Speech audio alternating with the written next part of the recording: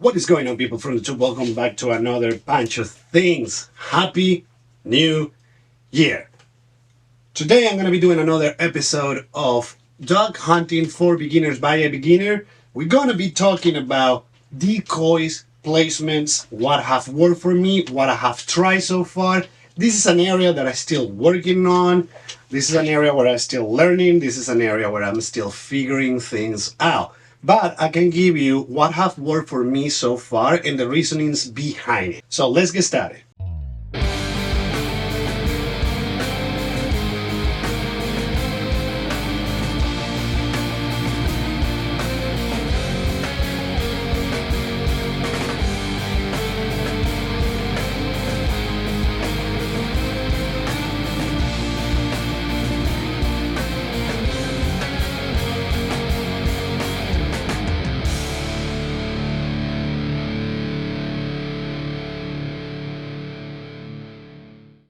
As a dog hunter, we know that we need perfect concealment. That's going to be super key. The other part of dog hunting is enticing and bringing those birds to you, making sure that those birds are decoying, getting close to your spread. As a dog hunter, we create this X point where we want the dogs to land. That's the point where we want them to go in, and so you can take a clear shot on top of the decoys or on the decoys. My experience has been the areas that I hunt are full of local birds. This year particularly, we haven't seen a great push of new birds coming through, migrating birds that are going towards Mexico to actually come to the area. I haven't seen that this year much. I'm not saying that this is not had happened, it's not what I have seen in the years prior. The name of the game is one, scouting, making sure that you know the area. In my case, that area is kind of far away. My schedules do not allow me to go and do a lot of scouting, but through the years, I've been hunting certain spots that I have repeated through the years. You kind of can guess the pattern of what the dogs will be doing. Once again, those are local birds that are going to be doing somewhat the same pattern here and there. Not 100% rule. It's not a rule that is going to happen all the time, but you can have an idea where the birds are going to be coming from, where the birds are going to be doing. Logically, all of these changes with the wind direction, but for the most part, that's going to happen. So that's number one. Number two of that game is setting yourself up for success. What do I mean by that? Having the best option and placement of decoys for those birds to feel comfortable and get down is key. Here is the one side of what I have learned that make things a little bit different. One, because we're dealing with a lot of local birds, sometimes the birds will not be in the same area in the same volumes. So one day you might see 20 birds. Next day you might see 3. Depending on the amount of pressure, these are areas that are extremely high in pressure. It's kind of like a game of back and forward to see what's going to happen. One of the things that I learned on these type of areas is that all that combined, your location, your scouting, what the birds are doing, the way that you're going to set up your decoys, the area that I hunt is one of those areas where you don't want to overcrowd your spot with decoys. The first season, I did that a lot, and birds wouldn't even come down. And the reason being is, once again, because they're local birds, they know at every given time how many birds will be sitting in a pool at any given time. So if you put something that is unrealistic in a pool where you put 3 dozens of decoys, they're like, nope, something is weird. If you go and put in an area that is super vast and big where birds is being concentrating there in high numbers, and you put 3 decoys, they're going to feel that something is up. So what I'm going to do right now is that I'm going to flip the camera to a blackboard that I have back here, and I'm gonna draw. I'm not a good artist. I can draw for my life, so bear with me. This is going to be for me to give you kind of guys an idea of what I have done in these particular areas how I set up my decoys for success and what have yield good results and what have yields not results whatsoever. So I'm gonna go to a couple of different scenarios and what I have done in order to make those birds feel confident on coming down so you can have a chance to try to take them. So let's go. Alright, I'm not the best artist, so I'm gonna draw this the best of my abilities. I apologize, I'm working with what I have, and this is what we have. So we mentioned a couple of things. One of the things that we mentioned was the X, the point where you want those dogs to decoy, come in, and just take them down. Now, the first thing is we need to know what is happening with the weather, what is happening with the wind, and I'm going to explain that why. So you got cardinal points, you got your north, you got your south, you got your east, you got your east, and you got your west. So we need to know what the wind is doing. The reason why we need to know what the wind is doing is that dogs will land, literally, dogs will land against the wind. So what do I mean by that? If the wind is going to the south, we got north wind going towards the south, dogs will land that way. They will use the wind to land. The first scenario that I'm gonna put is, let's say that we're hunting an area where we have a levee and we're gonna be hunting towards the center of that pool. So let's say that this is our levee, you already did your scouting, you know that there is a concentration of birds. Let's say that there are 50 birds that sits here at any given time at one point during the day. Here's my line, here's where my blind is completely fully covered. That's my X button, that's where I want them to land. Dogs are coming from behind, since the wind is coming from the north to the south. Dogs are coming from the south to the north to land. Here's what I will do. I will do a string line of few decoys up here. What that's gonna do is help me stop the birds from passing my X point. They're not gonna go way too far out. At that point, my range is gonna be really far out. I don't want that. I want them to land right here, or in the vicinities right here. That would be the perfect scenario. Now, one of the things that I do, I don't want these dogs, even if they're working over here before they actually do a pass and then try to decoy, I don't want those guys keying on me. That's why I put the blind to the side. So one of the things that is gonna help me even have them focus their attention somewhere else will be to have little clusters of decoys right here. Maybe I'll put one right there just as a confident decoy, but that's what I will do. When they do this, they're gonna be forced to go towards the open water, which is gonna be all this area right here. Preferably right a little bit to the east of the mark, so I can have an angle shot. That will be my perfect placement if I had to do something like that. Now let's say that the wind is different. Let's say that we have a crosswind instead of a right in the face wind, and they're coming from the back. So we got a crosswind. Once again, as your mark.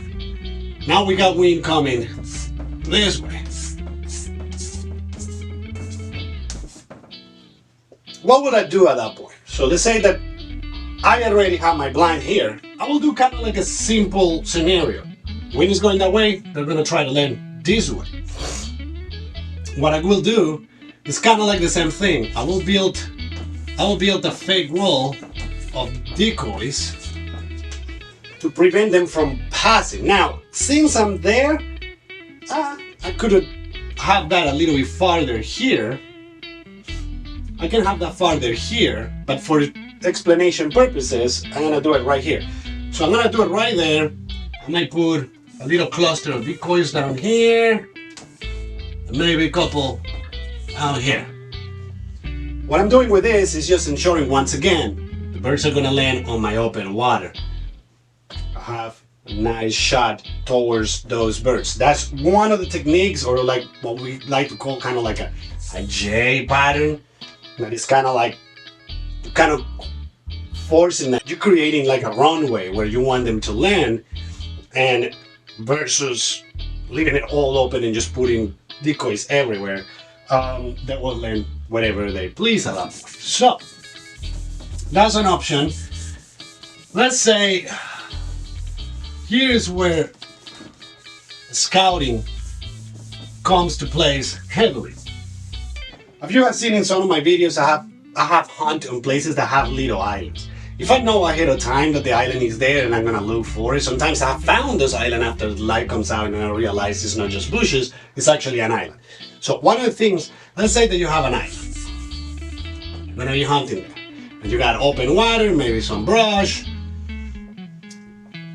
First thing here is if you already did your work, you already know what the birds are doing. Let's say that the birds are coming from the east or they fly over towards the west.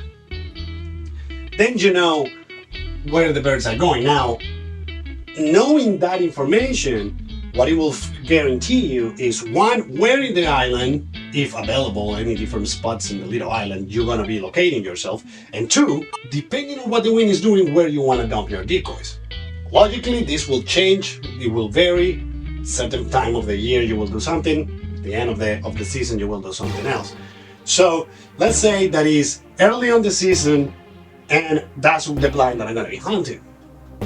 And I got some wind coming this way. But I already know that the birds have been flying this way, to the east. They're going, the normal pattern that they do is going to the east. What I will do, if the vegetation and the open water lets me, I will probably set up myself somewhere around here. Why? They're gonna land against the wind. Wind is coming from the north, the northwest, coming down. I will try to land down. So what I will do is an island, because I have so much water, and I want a guarantee of the dog sitting in the eggs, which it's not a guarantee. Like that's actually like the pinnacle of dog hunting. Once you set everything up, you get all your decoys and the birds do it exactly what you want them to do. That's like the perfect scenario, but that not always happen. So what I will do in a situation like this, if it's early in the year, at least on the areas that I hunt that the birds are local and then remain local, what I do, I create an X point here. When it's coming, the wind is coming this way, they're gonna land this way. And I possibly do one over here, another X. Now the wind is going this way, the wind is going this way, birds are gonna be coming this way. They're gonna do kind of like the same story right here. So what I will do in this case scenarios, because I don't want them to pass too far out, I will do clusters.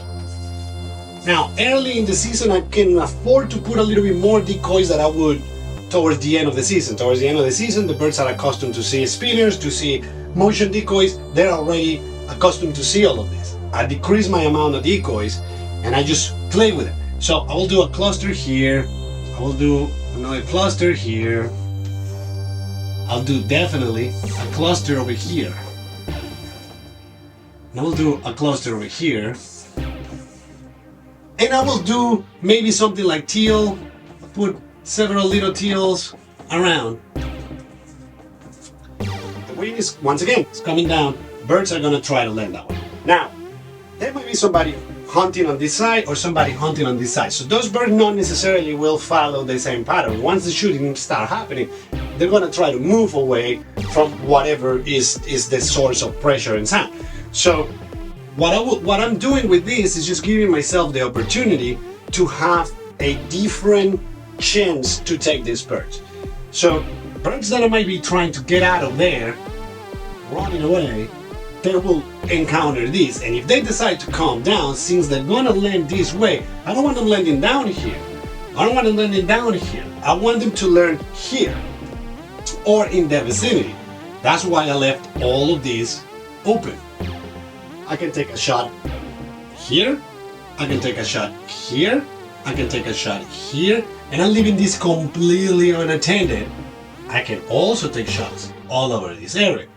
So that's why I do that. Now, if you look, I'm not putting decoys right above in front of me. So since this is my number one X point, this is what I'm putting my money towards, dude. I don't want nothing in front of me. I want them to look to something else and take a little bit of the keying point of the bird from me and just giving it to something else. So that's another thing that I do. Now, when the season changes and we start getting more towards like right now that we are towards the last leg of the season, that will not be recommended. That's way too many ducks for an area that is being shot for months to no end with an insane amount of pressure. So at that point, even if I don't know what's happening with the birds, even if I don't know where the birds come from, what the birds are used to do, at that point, I will find my best chance. So I will look at my wing. I know that maybe putting an X here might not be that viable, maybe putting an X over there might not be that viable. Depending on what my area looks like, I might have two leaves way too tall and I might not be able to see it, and you might have to cut them down. So I will look for the one area that I can have the birds come straight towards me. So in this case, wind is coming directly this way, birds are gonna try to land directly that way. So that's the area that I'm gonna focus. So what I will do in a case like this, once again, they're gonna land against the wind, they're gonna come this way. So what I will do is, I will do cluster of decoys right here, one other cluster here, and one or either here or here. I will not do both. I will do or one there or one here. What is that gonna guarantee me is that one, I have a really minimal amount of decoys. Literally, I have 9 decoys. Sometimes I will go with something even less than that. 2, I have all these areas for those dogs to land. I normally will pair drake and hen mallard or whatever species of dog I'm intending to do, but I will pair them up because at this time of the year they're already kind of like pairing up. So I will pair that up and then take my chances. Now, that doesn't mean the dogs might not try to land here or here, but I'm trying to push the birds to do this. Can I move around? Yes, you're in an island. If you have the advantage to move into another point and the birds are landing here, you got a couple options. You leave the decoys where they are. If they are already landing without you having to do anything else, you can just position yourself, take your shots. You can position yourself, take your shot if that any available, or you could grab your decoys and readjust. Now, sometimes that readjustment might make the birds flare, or you might readjust everything this way and they start landing here. That had happened to me as well, where I put 10-15 minutes of realigning all my decoys, and turns out that they start landing where my decoys were. They just want to stay away from the decoys. So that's another thing. If I know that I'm late on the season and they're gonna be skittish and trying to go away from the decoys, and I want to shoot them here, and they want to land away from the decoys, I might put my decoys here. I might put everything on this side, leave these empty, and they more likely will come and do their thing here. That's another option that you have. Now, there is a couple more things that you can do, and I've seen them work at the beginning of the season and at the end of the season. You just gotta know if that area will do that. So this will work for either levee, or if you're sitting in an island, if you're sitting in a boat, it's gonna do pretty much the same. You already scouted, you already know that your dogs are coming for the most part. During the day, they go from west to east. That's where the birds normally go. You're trying to intersect them and having to come down and decoy on your spread. Let's say that once again, we're on an island. So we got our little island there. You already know dogs are going that way. We got a wind from the south. Wind is going that way. they're gonna land this way, but they're gonna come from this side. Sometimes they will come and not even look at you. Sometimes they will turn and you start working them and they start doing circles around you. One of the things that I will do that also kind of like creates a little bit of advantage is having a V pattern. What is a V pattern? So let's say that I want to shoot the birds here. Now, my X at this point is going to be way wider. It's not going to be just like, okay, I'm going to shoot just in the circle. No, I'm like looking to shoot all of this area right here, right? So I'm located here. I want to be able to shoot all of this, right? One thing that I will do is a V pattern.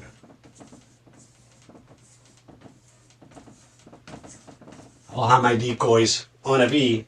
Maybe I'll put a couple on the top just to make sure that they don't pass my line. But this right here can be used in pretty much every scenario that you have, as long as the wind and as long as the area that you're hunting lets you do this. What happened with this is that you're literally chopping down the opportunity. Let's say that you have a lot of crazy vegetation here. You don't want those dogs to go there. What happens here is that the only open water that they're going to have to land is going to be right here. So they're kind of forced to, or they land there or they don't.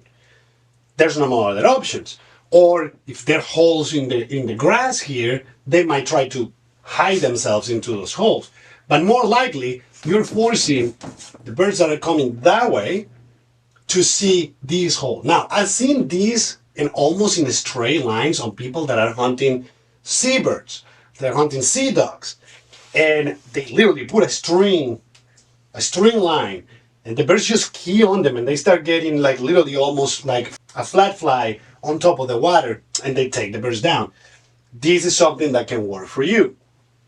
Now, I had a lot of situations where I have done this and the birds don't even want to look at it. I don't know if it's because it's one of the easy patterns to do with your decoys, and they kind of know it, and they don't like to play with it. I don't know if that's the case, but I've noticed that my chances of getting dogs to come down at least into range so you can take them that way is kind of hard. Another thing that I've done that it works, and this is probably my preferred method of setting up my decoys. Once again, we got a levee, and the wind is coming, I don't know, to the west. So it's coming from the east to the west. So the birds are going to land this way. I mentioned in one of the videos, I don't like my decoys right on top of me.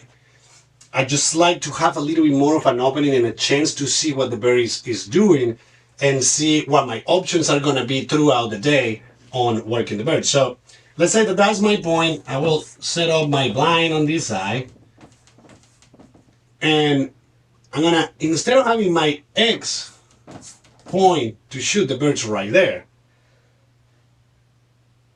what I'm going to create is more of a congregation of birds. And instead of having an X right here, I'm kind of like doing a big X.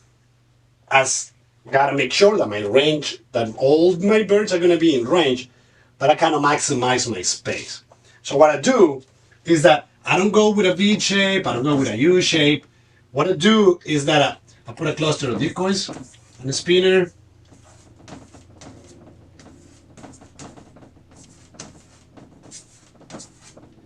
So what I'm doing is literally, maybe I put one here. What I'm doing is just literally having cluster of dogs kind of separate away from each other, but in groups, just tight little groups. What that does for me, and what it has done for me, is that they get attention. They get to see them and be like, well, I want to land here. I'm still in range. Oh, I want to land here. I'm still in range. Oh, I want to land here. I'm still in range. I want to land here. I'm still in range. But it also helped me with passing shots. So let's say that the birds are not committing, the weather is not proper, the wind is not proper for them to commit. So they're like, don't want to do the game dirty. What I do at this point is like, okay, fine, no problem. I can take passing shots there, and I already know they're gonna land against the wind. They're gonna be landing that way,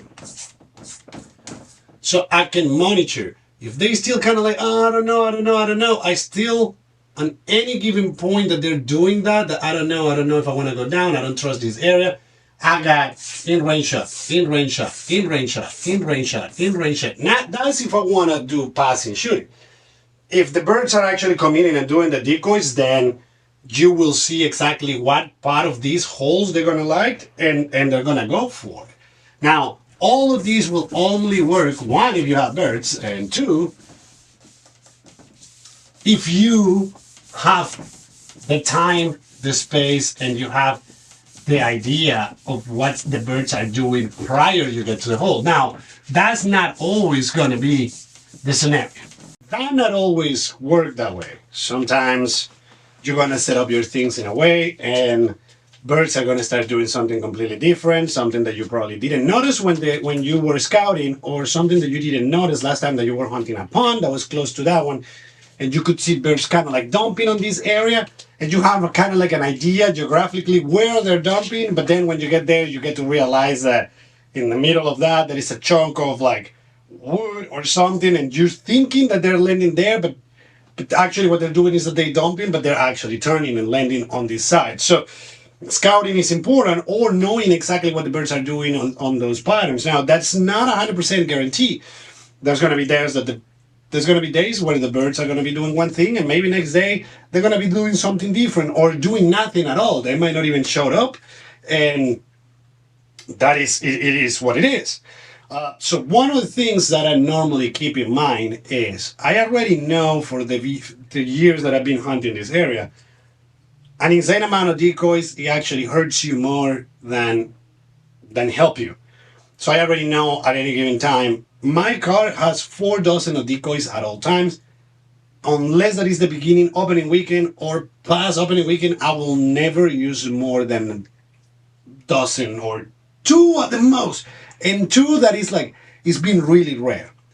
The times that I have done that.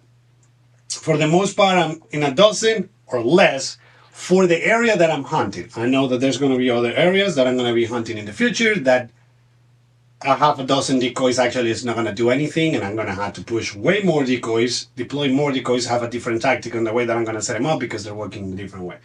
But those are the key ways that I have set up my decoys. And I know that there's a lot of people that have a lot more down to a science how to set up the decoys. I have seen teal, I have seen shovelers do the complete opposite of what the idea is. For the most part, birds are going to land against the wind. You got south wind, the birds are going to try to land against the wind. I have seen teal do completely the opposite. I have seen shovelers just dump in the middle of a spread with wind going whatever direction. And it's just almost like, well, they're doing whatever they're doing. One other thing that you got to keep in mind when you deploy your set and everything is once the wind change, depending on where you are, you might have to move things around. If you have a J pattern where you put in literally a wall so the dog, instead of going that way, they land here, which is where you want to shoot him at. If the wind changes and they're coming this way, but now they're coming this way, now that wall is affecting you. That right there is creating a problem. So now this wall needs to or either move here or turn into a cluster of decoys around. It's one of those things that you got to keep an eye on what's happening at all times with the wind. I've been in situations where I set up, shooting light comes in, 5 minutes later, wind changes, and here I am having to, or one, give it a shot and see the dogs still do it, or having to go straight out to my spread and move things around. That is something that is going to happen, and it happens more often than you will imagine. So keep an eye on your weather, keep an eye on what's happening with the wind, keep an eye on what the dogs are doing, ponds around you. So if you're sitting in this pond and you have never hunted that pond that is in front of you, look what the birds are doing if they're dumping on that pond. Where are they coming from? How they're landing? Take a note of what the wind was, what the weather was, what the temperature was, what the pressure was. Because if you can somewhat recreate that on a later date, you more likely are going to be ahead of the curve because you already know somewhat what the birds are doing. Now, that's not a guarantee that that day that you're going to go and try to recreate that, that's exactly what the bird is going to do, but it gives you an idea of where the birds want to be, so you can use that information to set up your spread and give yourself a chance of success. That's all I got for you guys. Thank you so very much for watching. This is how I have set up my decoys. I know that there's way more, there's other techniques and other factors that are into play. So this is how I set up my decoys. This is how I like to put my spreads. I don't like, once again, really rarely I put the decoys really on top of me. I like to have my decoys a little bit more open, just so I can see, one, the bird working, and two, see what the birds are selecting, and I can get notes and like, okay, well, like these birds like to get more into a cluster, or these birds actually went more to the straight line that I put on this side. Being able to open a little bit things and have just clusters around have been able to help me to see what the preferences are with the birds in particular day conditions. There's cloudy, it's clear sky, there's wind, there's no wind, what is happening. So thank you so very much for watching. Like, share, subscribe, click the notification bell so you can be notified every time that I upload a new video, and I will see you in the next one. Pancho.